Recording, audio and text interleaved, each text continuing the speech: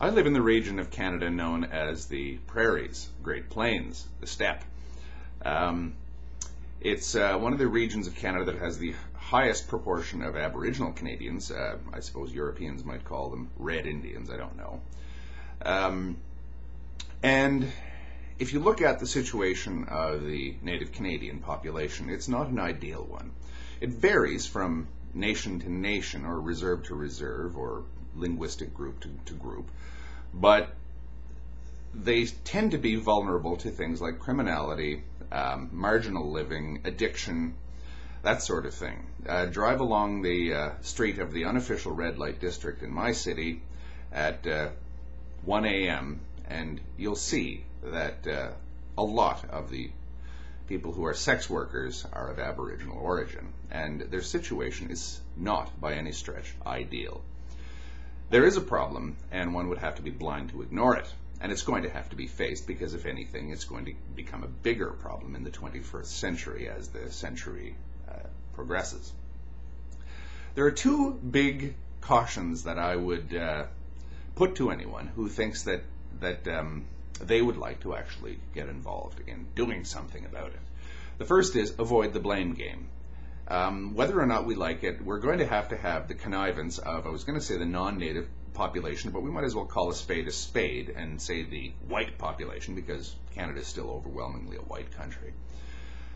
We're going to have the active connivance of the white population in improving the position of the Native Canadian population, and pointing the finger at whose fault all of this is a recipe for failure. In fact, I would say that it's worse than useless.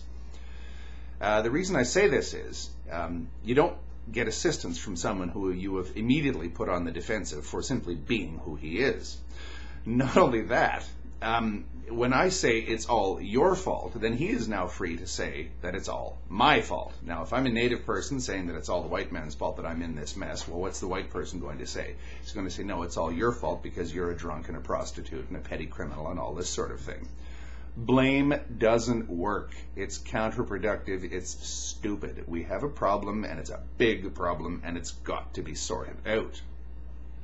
The second caution I would advise people, and this is generally geared towards people of goodwill, when you attempt to assist the Native people, the Native Canadians, when you attempt to even form an opinion on what has put them in this situation, or what has put some of them in this situation, you're going to have to abandon the idea that whatever explanations or whatever fixes you apply to their situation are the same as will apply to others.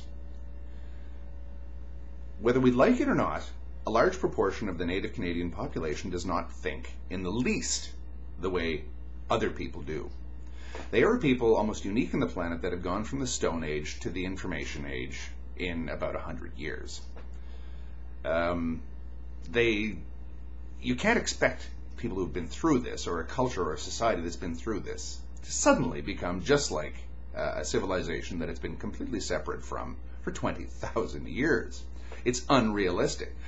The reason why I bring this in is that a lot of people sort of say, all right, well, we'll just have all these programs for them, and social programs and everything that have worked in other disadvantaged communities throughout the world, and it will assist these people. Well, it doesn't really work like that, at least for the non-assimilated type of Native person who still thinks and sees the world through the filter of his ancestral worldview. And there are a lot of Native Canadians who are like that. Their way of seeing the world is completely different. We can't assume that we're going to make them just like us overnight. And I understand the implications of this. I understand the implications of saying that we've got two completely separate species here. But I have to trust that most people are of goodwill and actually want to fix this problem. So I think that Canada is probably going to have to engage in this sort of debate in a more and more intense form over the next century, simply because of the demographics. The Native population is booming. And And whether or not we like it, we're going to have to solve it. I think that we can solve it. We've got enormous advantages to solve it, but it's not going to be easy, and it's going to have to take a little bit of mental changing of the gears. I really can't resist doing this, but one thing that I would like to put out as a challenge to the religious, be it of any faith at all, Christians, Muslims, Buddhists, Hindus, whatever,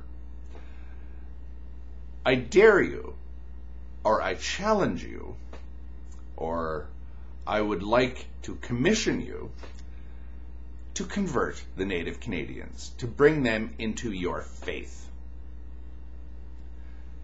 This is not going to happen.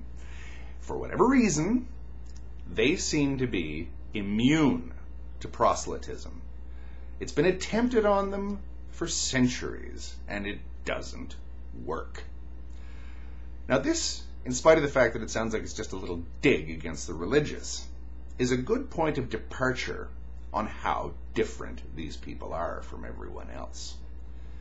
And it's a good illustration of their mindset and what one is up against when attempting to rectify the huge social ill that is the Native problem in Canada.